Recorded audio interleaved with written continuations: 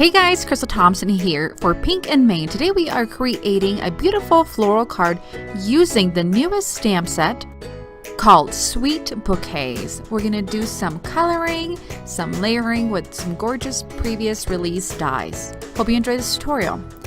We're going to begin with the Sweet Bouquet stamp set. We're going to be using the Just Because sentiment. I have pre-stamped, die cut with the coordinating dies, and colored my image for this tutorial. We're going to be using the coordinating die and the banner. Also using the glossy dots in rose gold. And as mentioned, a previously released die, the eyelet cover die for our background. You'll also need a couple pieces of white cardstock. I'm using Nina, Vellum, and a couple pieces of your favorite hot pink color. Of course, I got mine to match my Pink and Maine products.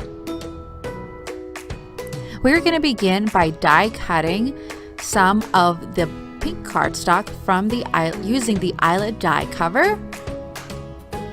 Now we're going to start assembling the background of the card. We're actually going to place the eyelet cover over the white cardstock or our card base. I'm going to trim it up so it's exactly flush. We're going to remove the excess pieces. Now we're going to lay it over our card base with foam adhesive just to raise it a little bit. We're going to begin doing the shadow of our floral using vellum. We're going to die cut the vellum with the coordinating Sweet Bouquets die. We're going to place our eyelet cover cardstock over a piece of another pink cardstock to give it a matte look. We're going to place the vellum with foam adhesive over the eyelet cover. And then with 2 or 3 layers of foam to really raise those flowers, we're going to put the foam down and then put down our colored floral.